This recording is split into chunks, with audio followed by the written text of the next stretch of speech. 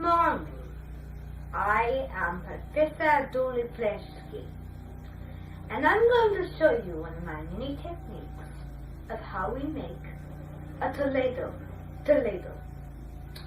Now first you start with a baseline of an oval on top.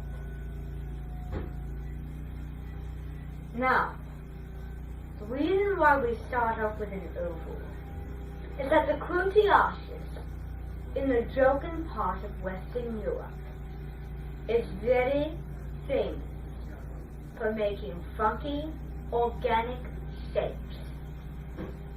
We're going to put one word in here with dashes. This word will be X / E / U / D / A L / I / S N. This really separates the syllables.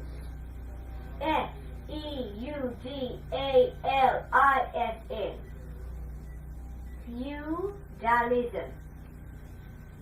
This is representing feudalism. Now the next thing you're going to draw is dashes on each side. So you're going to draw a row down, 3 dashes, then another row down, another 3 dashes. Then over here you will do the same. And these represent tally marks. Now if you add a 5 to this,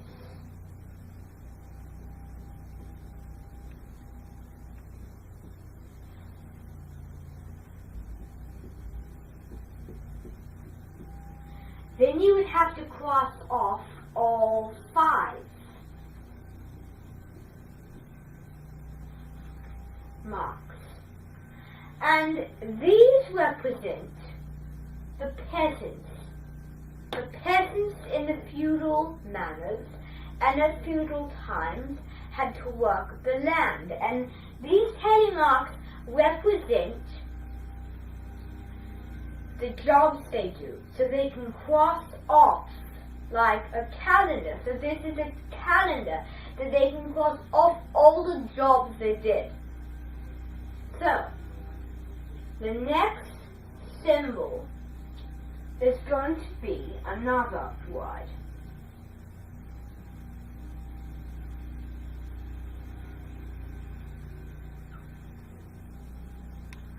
This word is going to be F, and then this line here will act as a slash. R, A, N, K. There's a little teeny tiny S right there. Now the flanks.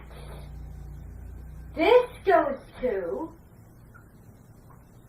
Constantinople, or should we say Charlemagne. So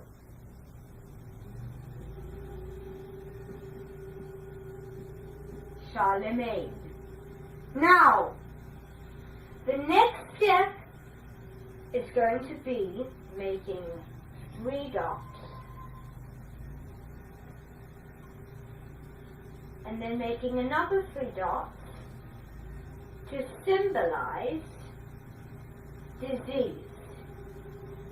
Because in medieval Europe at feudal times, what happened was they got a disease, and this disease was a very widespread disease. This is called the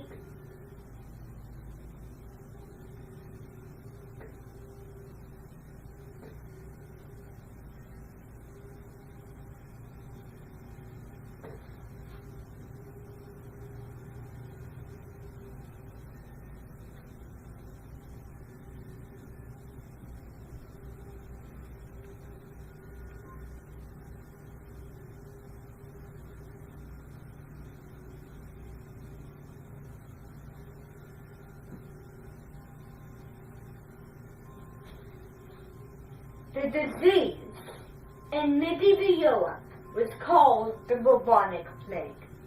This disease was a very widespread disease. It spread throughout Western Europe, and then it went to the Middle East, probably Asia, and beyond. So this happened after the Holy Roman Empire struck. And what I mean by struck is the western half of it, meaning it is in Europe. It was a very big empire. Had collapsed in 476 CE. So 400, and then 1, 2, 3, 4, 5, 6, 7, 6. Then CE would be center stage. So I made a little bit of a formula here. Now this formula is a very accurate formula, more accurate than other formulas. And it is going to be a masterful formula that no one has ever seen. Let me show you how this works again so far.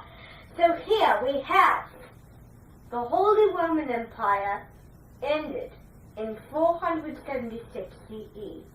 Feudalism started, the disease broke out, and the, I want to say, the High Middle Ages began, where all the diseases were occurring. Now, the early Middle Ages is when the empire struck down. The High Middle Ages is when the disease broke out. Then we got down here, we're going to go down here, where we're going to spell the word RENAISSANCE, Renaissance. Now this is like a timeline, except in a more creative way, timeline way. Now, Renaissance, it is the rebirth of European culture. So when the Roman Empire struck down in 476, all these things broke out, and then it got enlightened. All the European, the classical culture, rebirth of classical culture, the Renaissance was. The classical culture happened again. It enlightened.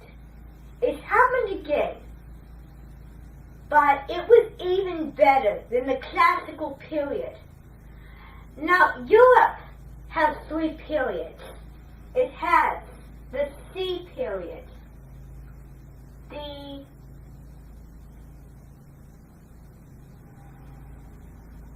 M period, and the R period.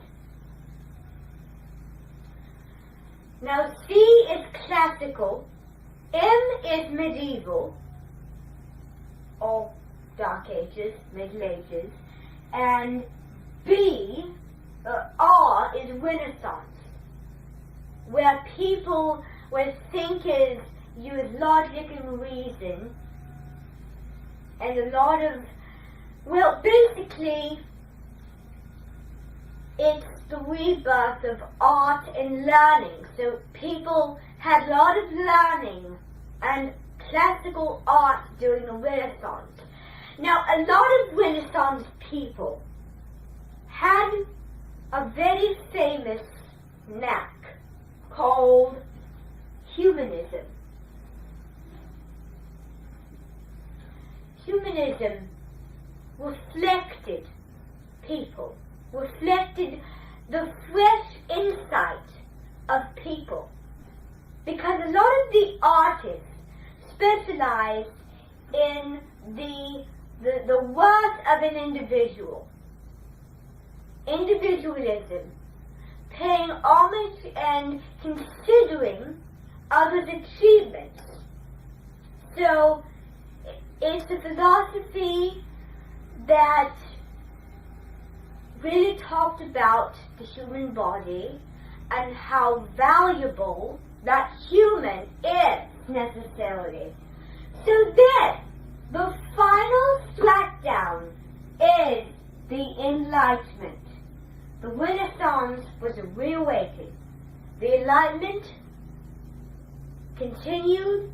It was after the Renaissance, and it added to all that knowledge. Now, the Enlightenment